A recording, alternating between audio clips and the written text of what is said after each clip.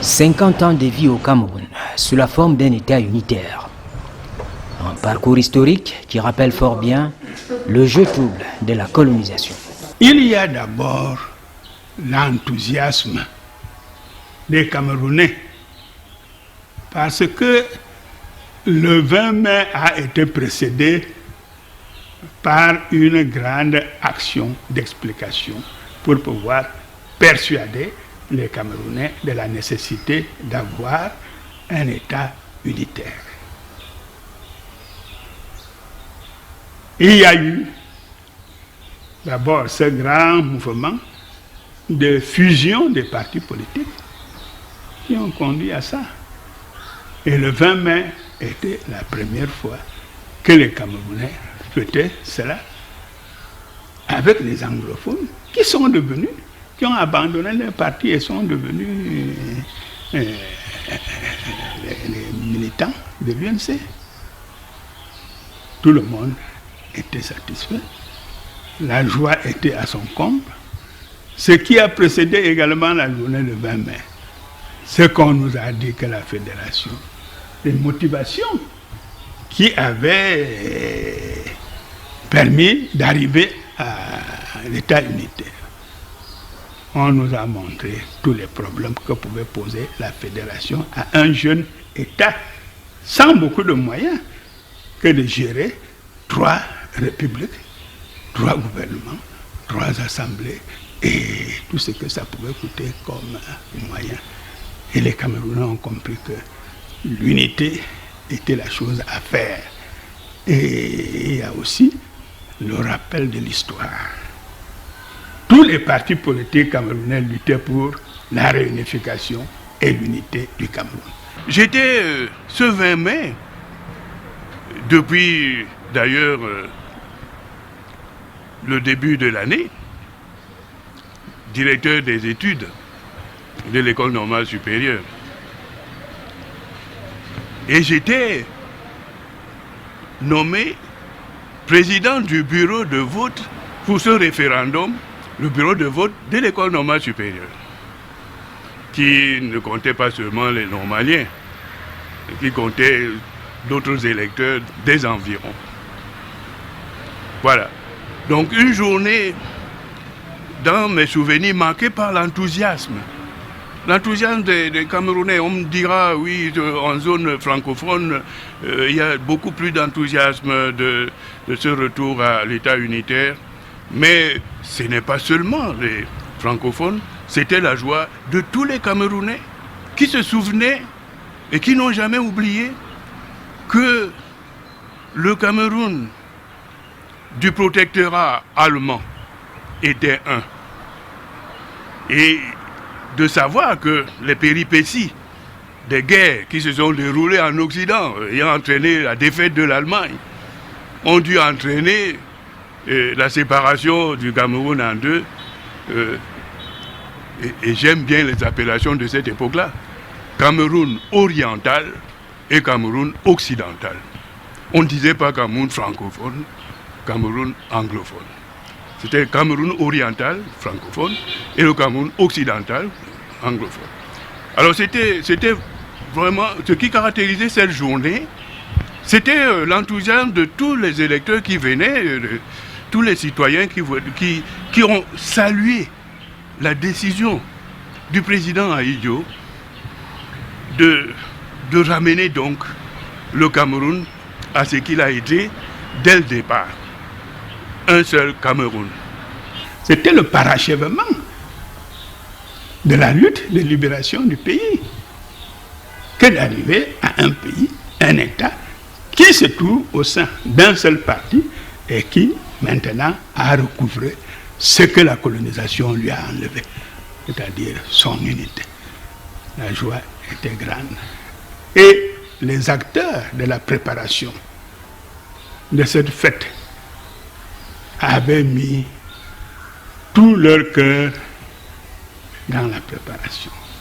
Qu'il s'agisse du parti, qu'il s'agisse des écoles, qu'il s'agisse de l'armée, tout cela était une affaire de tous les Camerounais. les enfants séparés hier et qui retrouvent leur unité aujourd'hui pour la première fois. Le 20 mai 1972, c'est avant tout un jour de révision de la Constitution par référendum. Un jour de vote. Mais la journée d'un président du bureau de vote est monotone. On est assis, on voit venir les gens voter et repartir, en fait, sans le moindre incident. Bon, on ferme le bureau à l'heure officielle, n'est-ce pas? Et puis, on rassemble les documents et je vais avec tout mon bureau vers le préfet, ou plus exactement le sous-préfet, je crois, à l'époque, pour présenter les résultats. La journée s'est terminée sans fête, hein, attention, parce que là, je ne sais pas, il n'y avait pas... C'était une journée de travail politique, une journée où des responsables qui ont été commis à certaines tâches terminent la journée. Je me souviens pas, il n'y a pas plus des détails de ce genre-là. Non, mais c'était une journée ensoleillée, à Yaoundé en tout cas. Et voilà. Disons que ma journée en tant que telle, et au niveau où je me trouvais, j'étais un haut cadre, certes, mais je n'étais pas au niveau de l'action gouvernementale en tant que telle. Nous étions les ouvriers de l'ombre, ceux qui organisent le parti à faire des performances et à mieux préparer la fête qui allait avoir lieu. Donc mes contacts étaient plus souvent avec les présidents de section, les sections elles-mêmes et les instructions du ministre pour pouvoir faire en sorte que la fête soit belle. Je rappelle que nous sommes en 72 encore sous le régime du parti unique. La discipline règne dans les esprits de tout le monde, mais en dehors de cet aspect discipline, parce que parti unique, il y a effectivement le militantisme. Les Camerounais, j'aime répéter ça parce que je fais partie d'une génération qui est fière de cette période-là, qui est fière de son pays, le Cameroun, qui a toujours produit des esprits militants, patriotes, nationalistes. Et dans un de mes derniers livres, n'est-ce pas, le discours sur le Cameroun, 2017, je souligne, quand je caractérise l'esprit du Camerounais, son caractère nationaliste. Et qui a fait que, effectivement, moi, expérience de lycéen encore à l'époque, les camarades qui allaient dans les compétitions sportives scolaires dans notre Afrique centrale, qui revenaient de là nous raconter ce qui s'est passé, déjà au niveau de la mentalité, la tournure d'esprit du lycéen ou du collégien, lorsque dans le dortoir on leur disait allez, pas de sortie après 20h et tout le monde, les Camerounais disaient mais ça ne nous concerne pas, hein, parce que nous sommes Afrique équatoriale, français et le Cameroun. C'est comme ça que c'était présenté. Les Camerounais ont donc acquis la conscience des citoyens d'un pays un peu à part. Alors, on partageait cela avec le Togo. Le Togo aussi était effectivement sous la tutelle allemande. Le retour à l'État unitaire s'avère donc être un moment de consensus. Nous avons vécu antérieurement des situations quelque peu troubles. Ça, on ne peut pas se le cacher. Nous sommes, si nous revoyons les images tristes des années 70, avec un complot de l'État, eh bien, 72 vient comme une manière de réfréner un peu une idée de balkanisation qui aurait pu germer à cette époque-là. Et l'impression générale est que nous avons, je le dis peut-être aujourd'hui, mais cela c'est parce que mon père, je me rappelle, mon père était chef.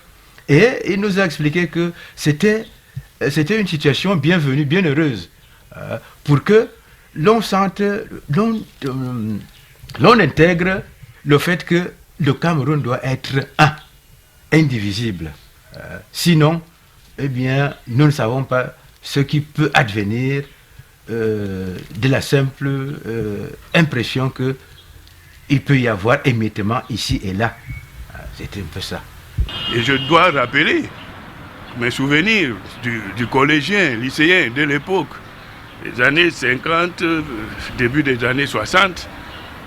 J'ai vécu les ambiances de meetings politiques et où il était question de part et d'autre du retour au One Cameroun, comme on disait en zone anglophone, et le Cameroun unifié, et qui faisait partie d'un des programmes forts de l'Union des populations du Cameroun. Il faut le dire aujourd'hui, il faut le dire, nous sommes tout aises de dire qu'effectivement à cette époque-là, je suis revenu donc en arrière, là, avant 72, pratiquement tous les Camerounais, des deux côtés des rives, étaient pour le retour à l'unité. Donc le référendum du 20 mai 1972 me fait simplement regretter à moi, à titre personnel, le fait que la journée de la véritable indépendance, véritable proclamation de l'indépendance, qui était le 1er janvier 1960, a été transférée en termes de fête quelques mois plus tard. Parce que le Cameroun était le premier à conquérir son indépendance, pas en tant que colonie, j'aime répéter ça. Le Cameroun n'a jamais été statutairement une colonie. Protectorat, sous mandat, Société des Nations, sous tutelle. Et la tutelle imposait que chaque année, le tuteur, la France ici, l'Angleterre là-bas, aille présenter un bilan d'évolution du pays ou devant la commission de tutelle de l'Organisation des Nations Unies. 50 ans de vie, c'est bien peu pour consolider la paix, socle de l'unité nationale.